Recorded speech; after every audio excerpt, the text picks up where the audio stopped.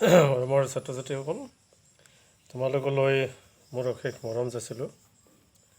আজি মই ১৪ শ্ৰেণীৰ অংকুৰণ পাঠ্যপুথিৰ ১১ নম্বৰ পাঠ ব্ৰহ্মপুত্ৰ পাঠটিৰ অনুশীলনীৰ প্ৰশ্নসমূহ আমি আলোচনা কৰিম। ইয়াৰ প্ৰশ্নসমূহৰ উত্তৰ দিবলৈ চেষ্টা কৰিম। তোমালোকে প্ৰশ্নসমূহ এবাৰ চাই যোৱাচোন।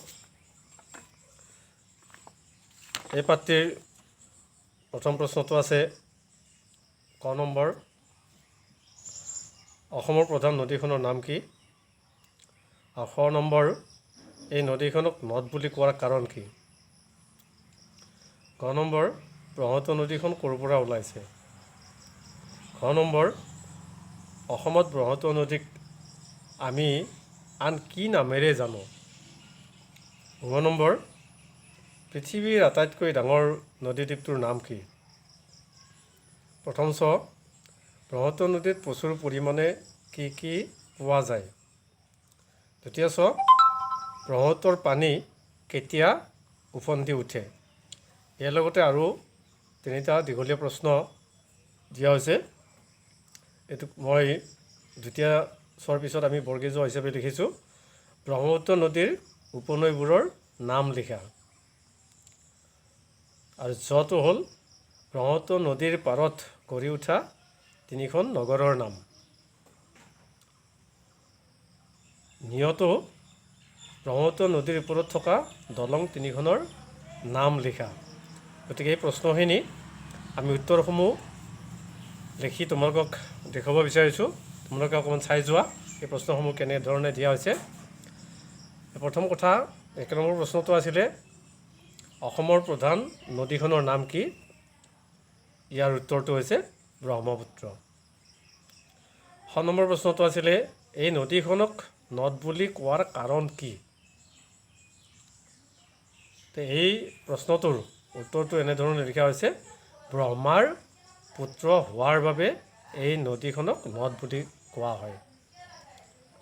তাৰপিছতে গ নম্বৰ প্ৰশ্নটো আছিলে ব্ৰহ্মপুত্ৰ নদীখন ক'ৰ পৰা ওলাইছে?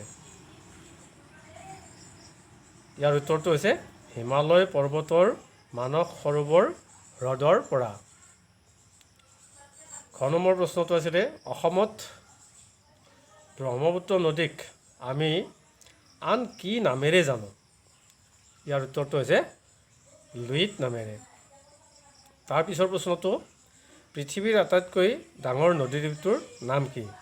ইয়াৰ উত্তৰ হ'ল মাজুলী। প্ৰথম চ, ব্ৰহ্মপুত্ৰ নদীত প্ৰচুৰ পৰিমাণে কি পোৱা যায়?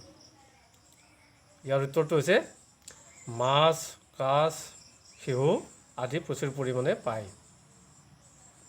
তাৰপিছত দ্বিতীয় প্ৰশ্নটো আছিলে ব্ৰহ্মপুত্ৰৰ পানী কেতিয়া উফন্দি উঠে?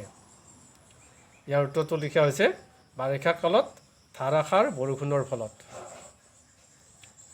বৰ্গীয় জ প্ৰশ্নটো আছিলে ব্ৰহ্মপুত্ৰ নদীৰ উপনৈসমূহৰ নাম লিখা। ইয়াত মই কেইখনমান নদীৰ নাম লিখিছোঁ, বৰনৈ, নোৱানৈ, ননৈ, সোৱণশিৰি, কপিলী, দিচাং, দিখৌ, দিহিং, পাগলাদিয়া, মানাহ আদি। জ নম্বৰ প্ৰশ্নটো আছিলে ব্ৰহ্মপুত্ৰ নদীৰ পাৰত গঢ়ি উঠা তিনিখন নগৰৰ নাম লিখা। ইয়াত উত্তৰটো লিখা হৈছে গুৱাহাটী, ডিব্ৰুগড় আৰু তেজপুৰ। আৰু শেষৰ প্ৰশ্নটো মই দিছোঁ নিয় নম্বৰ, ব্ৰহ্মপুত্ৰ নদীৰ ওপৰত থকা দলং তিনিখন। ইয়াত লিখিছোঁ শৰাইঘাট দলং, কলীয়া ভোমোৰা দলং আৰু নৰনাৰায়ণ সেতু। গতিকে এইখিনি আজি আমাৰ এই ব্ৰহ্মপুত্ৰ পাঠটিৰ যিখিনি